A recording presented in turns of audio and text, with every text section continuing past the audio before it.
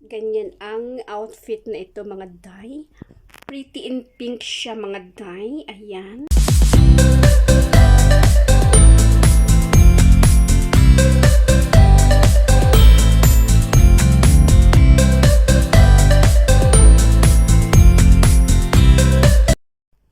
Hello mga day, mga dong. Ang video natin for today ay ang top ni Janela Salvador. Ayan. At mayroon din si Milay Cantiveros na ganito. Ayan. Same color, same design, at same, basta same sila dry. So, nandito tayo sa harap. Ayan. May ano siya dye. Ruffle siya dye dyan. So, may dalawang layer siya dye. Ayan. Para mas bongga at kakaiba ang kanyang design mga dye. So, yung tila dito sa taas dye at dito ay magkaiba. Pero parehas sila na pink. So, ito naman yung tela niya ay parang stretch siya, diba? Stretch siya, diba?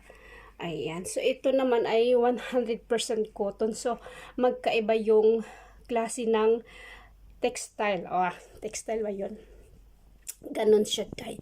Ito yung cotton lang siya dye. Ayan. At, ano siya dye?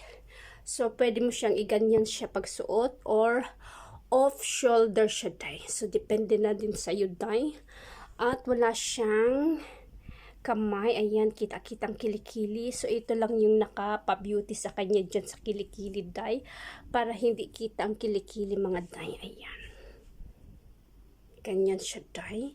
So, sa harap at sa likod ay seam cutting, seam style at seam pink. Ganon. Ganyan siya dye. So, para makita natin yung likod, parang walang dye niya ay ganyan siya dye. Ayan.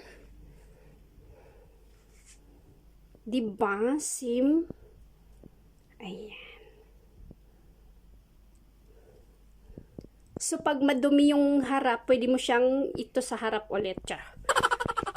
Double purpose siya dye. Ganyan. Diba?